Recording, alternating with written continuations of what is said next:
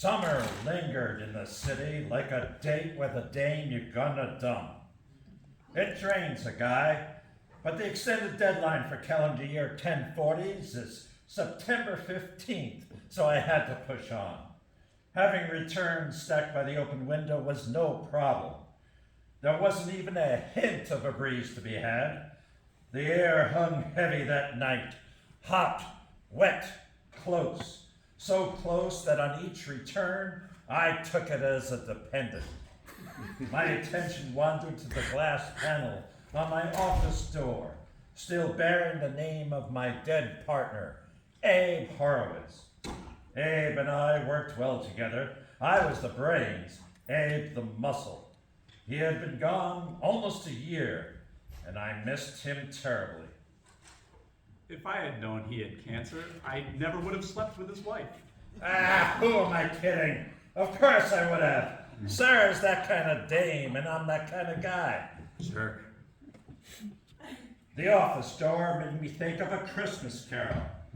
There's a depressing story. A hard-nosed chartered accountant driven by his demons to a life of frivolity. Open. With the appearance of her first gam from behind that door, the room's temperature jumped about 10 degrees. I tried to stay cool. Clients don't like to see their accountants sweat, but it was no use. As she fully came into the room, the sight of her bottom line brought two words to my mind: rounding error. Her small green dress did little to shelter those assets. My attention was drawn to the part of her nearest to me. It wasn't her face. Damn. This was a gal who was used to being taken care of. Thankfully, elective plastic surgery qualifies as a medical deduction. I didn't see a ring, but then my attention hadn't even gotten to her face yet, never mind her finger. Mr. Horowitz. Her voice passed through a throat that had known its share of cheap whiskey. It was also a slight drawl I couldn't quite place. It reminded me of bourbon splashing on ice, so I guessed Kentucky. Horowitz is dead. I'm Harrigan. Maybe it's Georgia. Maybe. Who's that? My narration. Ignore him. By now, I had gotten to her face. Her face said innocent, while her body shouted nolo contendere. I wanted desperately to take that curvy body to bed and to take that innocent face to an audit. I had had an extension since she sashayed into this office. You're a little late. By now, I had gotten to her ring finger. No husband. It's my husband's fault, the bastard. The bastard. What did he do? He filed his return and married finally separately. That son of a bitch! Rage had contorted Peach's face from innocent to not so guilty by reason of insanity. If we went to an audit now, we'd never get past security. Listen, doll, I can fix this, but you don't need an extension. You need innocent spouse relief. I ain't so innocent, Mr. Harrigan. That's a relief. It was clear she wanted me. How many guys can recite from memory the most common property depreciation tables? I mean, what girl's head wouldn't be turned? But I knew I couldn't get involved. I was already paying alimony to 5 broads. 3 of them I had actually married. That ring or no ring, there was still the matter of Mr. Peaches. Hey, maybe a little bit something quick after the 15th. I prepared the papers for her signature. When she bent over to sign them, I passed out.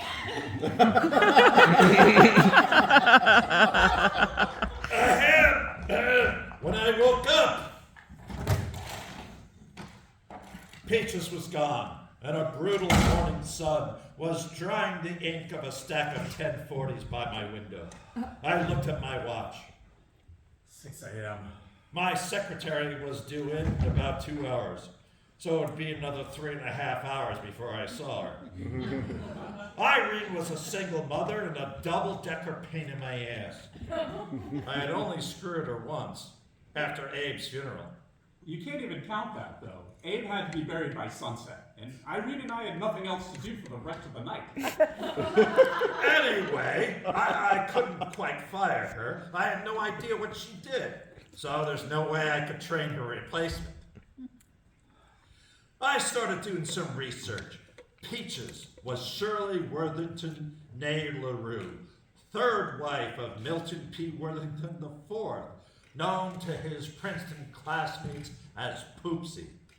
Poopsie's father and stepmother were the society couple of their day, until their money ran out. Poopsie himself lived off a trust established by the family patriarch, Milton P. Worthington II, known to his Princeton classmates as Ratface. Great thing, the internet. Perfect for establishing exposition. 9:30 a.m. on the dot. Irene. So it's the productive part of my day. Hi, handsome. You didn't make any coffee. I have been busy. You should try it sometime. I got a date tonight. Can you watch Damien and Lilith for me? September 15th, Irene. September 15th. I've been working here all night. Huh? All night, huh? You look it. And no coffee. I'll say this for you, Irene. You sure had focus. I figured if Irene left me alone, which had never happened before, I could finish about 6 returns by lunch, and then I could spend the afternoon nosing into Peach's extended family. I couldn't get her or those liquid assets out of my mind. I thought I'd start with Milton II's trust for his grandson. That meant getting the skinny from my source at the bank, so I'd know what or who I was getting into. The Maritime and Traders Mercantile Bank and I shared a number of clients. Accountants and bankers have a certain confidentiality, like priests, but without the complication of celibacy, which would forbid a lot of what we do to our clients. That's why there's a saying, you can take it to the bank, but there's no saying for what happens after that. It's a good system. Come in. Peter Moonbeam Cosgrove. Moonbeam lived in the 60s, but he did it in the 90s. Moonbeam's status as a legend was secured in the 4th grade when he brought in marijuana-laced brownies to school. As a bonus, our teacher's status as a legend was also secured the same day because of those brownies and the pictures. Moonbeam now ran the bank's trust department, giving a second meaning to the description, he's high up in the bank. Hey, Spike. Moonbeam didn't like me, and I, despite the 4th grade, didn't like him. But of course, I knew what he didn't want known. So we did business together when I wanted to. It's a good system. What can you tell me about Milton P. Worthington? Poopsie or Ratface? Let's start with Milton in the middle. Are there any foreclosures pending? Well, we're walking on eggshells until we see if we could break Ratface's trust. He's hanging by a thread, and without the trust, Sonny Boy gets a new fortune to piss away when Daddy passes. Who did the trust? Us. Isn't that a conflict of interest? Our interest has always been singular and crystal clear. It's a good system. How much is the third India for? All in, up to $12.5 million. Although his wife's jewels will disappear the minute we start collecting. You can bank on it. And the money in the trust? Makes all things well. Market's up today, call it 25 million. You can say that again. All right. Thanks, Moonbeam. I go by Peter now. Listen, man, I don't care what you're into. Well, when I stopped by my office to check all the messages, Irene, of course, had left. Pick up coffee. Irene. Meet me for drinks at the Hotel Cosmopolitan at 3. Mrs. Shirley Worthington, Naval Road. The Hotel Cosmopolitan was as far removed from my office geographically as it was socially. I arrived at the hotel lounge at 3:05. If Peaches was there, she was out of that pink dress. That thought postponed my calling out for her for a few more minutes. Midway through my third drink, the street entrance opened and the heat of the day entered. It also let in some hot air. Everything about her was where I remembered it. 3 guys at the bar gawked at her magnificent journey across the room. I'm a gentleman, and normally I would have stood up as she approached my table, but it wasn't a good idea, because part of me was still a gentleman. Mrs. Worthington, or can I call you Shirley? Don't call me Shirley. Peaches is fine, Mr. Harrigan. You feeling any better? Much better, thank you. And I'm Spike. So I see. I'll file your application for innocent spouse relief. You'll be fine. Well, thank you, Spike. You're a savior. But I'll hardly be fine. The 3 gentlemen at the bar were now requiring oxygen tanks to breathe. There. What's wrong? Is it unfiled mortgage returns? Is it audit notice? It's my husband, the bastard. 4 patrons were now fainting.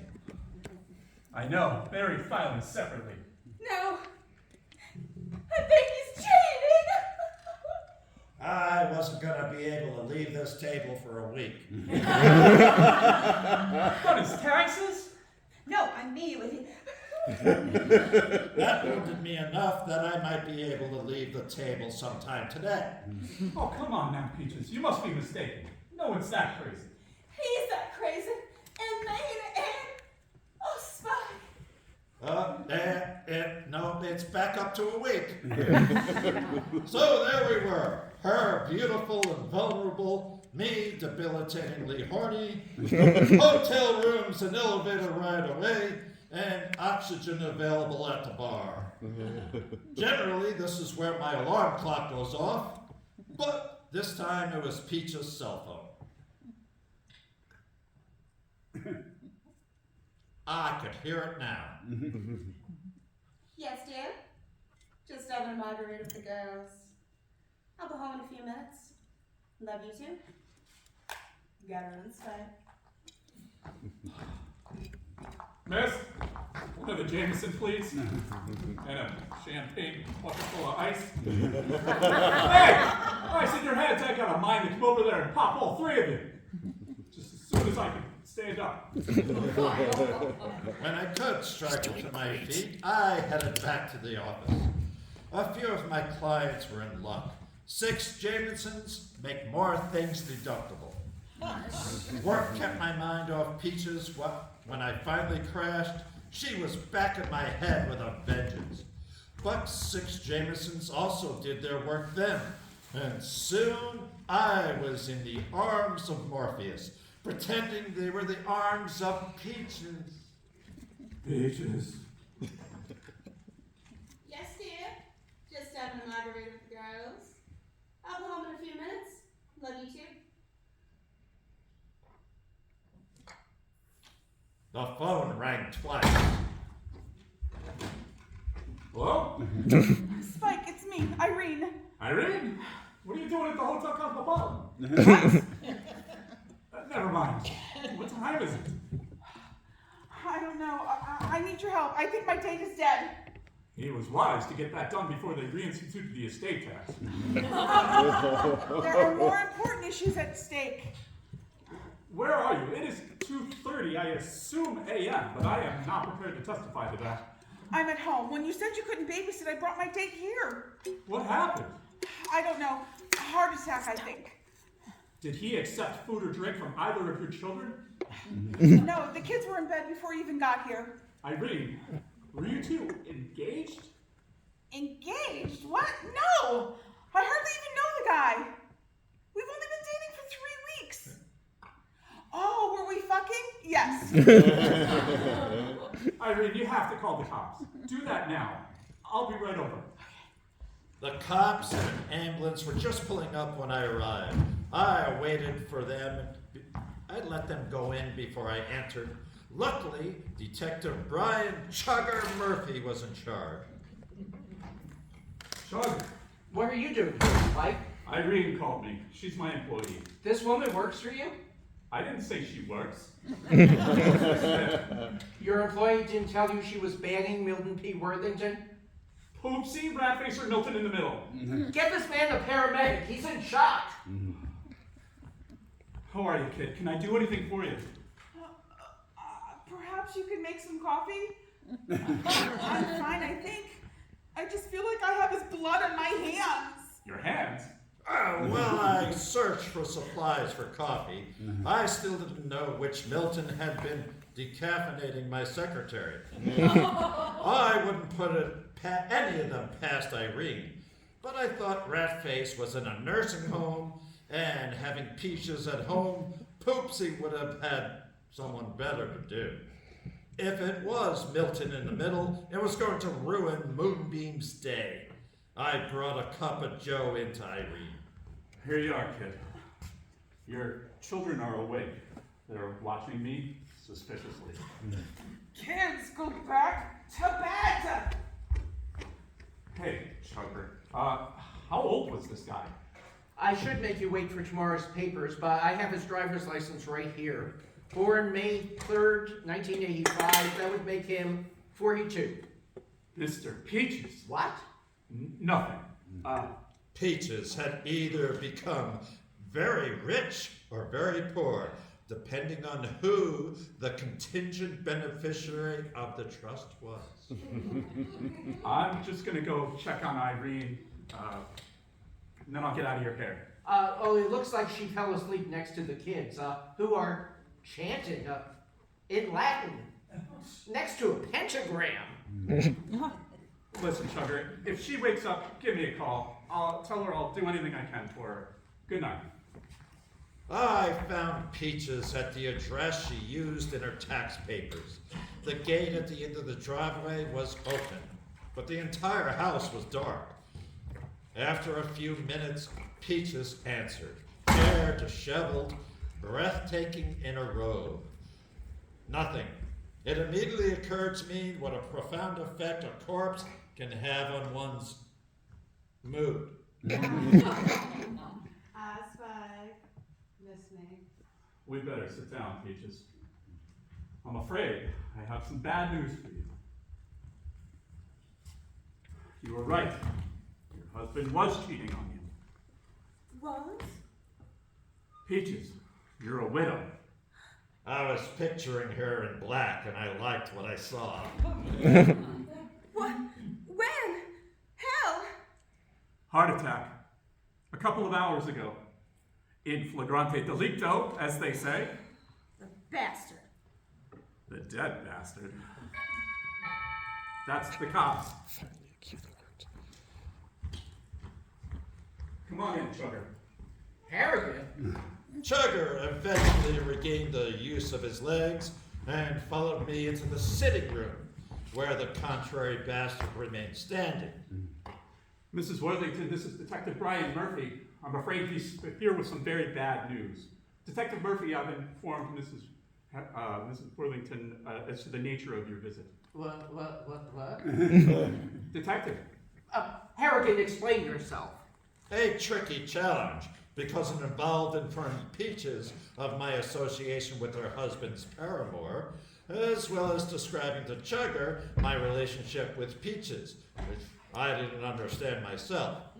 That I was her accountant was accurate, but a bit short of truthful. you know, someday we're all going to look back on this and laugh. After I brought Peaches and Chugger up to speed, it was apparent that someday was not today. When it ended, my best friend that I had in the room was the ottoman I had been sitting on. I was confident that the fact that I had done nothing wrong would eventually square me with the law. But Peaches, she was another matter. I knew the tear in her eye now had been put there by me. I left the Worthington estate and arrived at the office at 8 a.m. Irene was already there with the coffee on.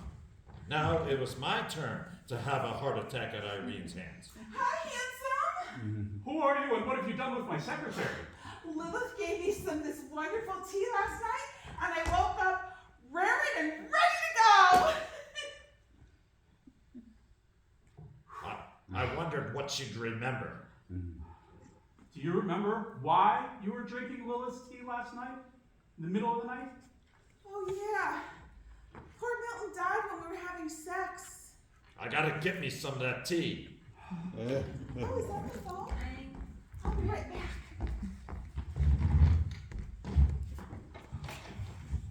I read all the notes I had made.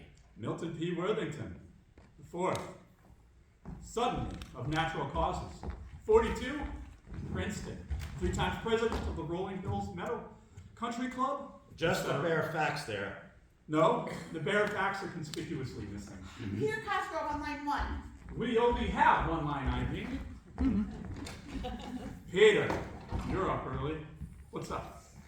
Don't give me that, Harrigan. You come in here asking about Poopsie Worthington, and 12 hours later he's dead. You tell me what's up. Secret for secret, Moonbeam. I'll start. What's up was Poopsie's mast. He went sailing last night, but the storm was too much for him. When his boat capsized, he tried to swim to shore, but he never made it. There was no storm last night. Are you high already? What? There was a storm where Poopsie was. Now tell me, what's up with the trust? Well, the contingent beneficiary is the medical center to be used exclusively for, get this, hangnail research. And Ratface got to be quite the Puritan in his old age, and he added that if Poopsie's marriage ever ended because of his infidelity, his aggrieved spouse gets everything. Legally incompetent, I tell you. Say that again. All right, so what's up with Ratface's number 1 and number 2? Oh, Poopsie caught them at it. All right, thanks, Moonbeam. I go by Peter now. Don't let me hold you up. I sat there dazed, holding the receiver in my hand. The marriage certainly ended because of Mr. Peach's adultery, but probably not in a way that Ratface had anticipated.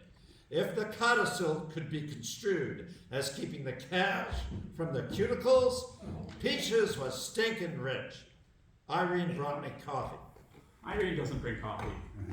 Coffee, Spike? Listen, doll, you shouldn't even be here today. You should go home. But then who would keep you organized? You've never kept me organized. Well, with all that had happened, September 15th was still looming, and the IRS could care less about Peaches and Company. I grabbed a stack of nearly finished returns and finalized all of them. I was meeting Peaches at the morgue at 10. She had to officially identify the dead bastard. And I figured she could use the support, and then maybe a drink afterwards. And at some point today, I had to see Moonbeam and read that trust for myself. This was going to be the most fun surrogate's court had had in years. That is not saying much. I was at the morgue at 10 on the dot, knowing that I'd have to wait for Peaches. She waltzed in around 10:20, veiled and in black. How did they do that? Did she have that in her closet? A little more merchandise was wrapped, but it was still obvious that even heaven couldn't beat what Poopsie had left behind. The viewing was uneventful, Peaches was stoic, Poopsie, the dead guy, he looked vaguely content. You done the firm proud.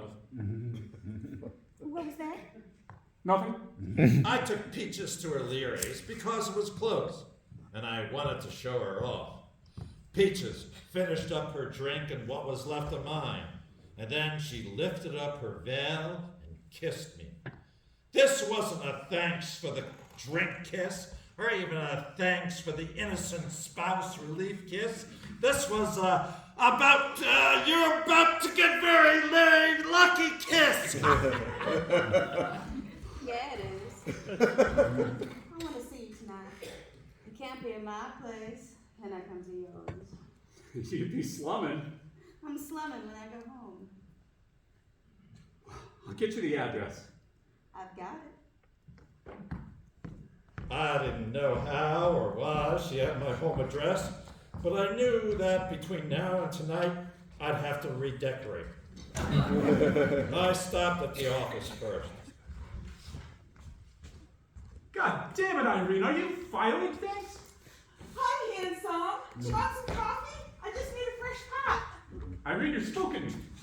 Oh, by the way, Peter Gosgrove stopped by, and he left this envelope. What's in it? I have to open it first. I hope it's the Milton P. Worthington IV Irrevocable Trust, but it might be Moonbeam's photos from 4th grade, in which case Moonbeam plans to off himself. It's the trust. I don't know what to say. Going through the trust, there was no question in my mind that its wording covered the circumstances of Poopsie's demise. It was equally clear that the hangnail interests would see it differently. Lawsuits would ensue. I had no idea how much of this Peaches knew, but I was hoping to surprise her tonight. My sense was that in encounters of this sort, she wasn't easy to surprise.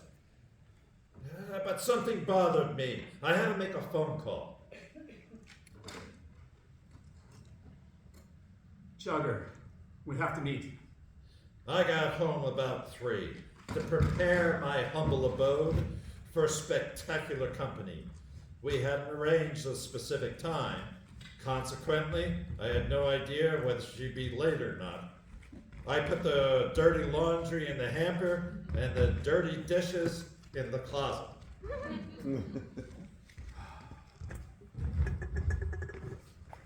$3.20.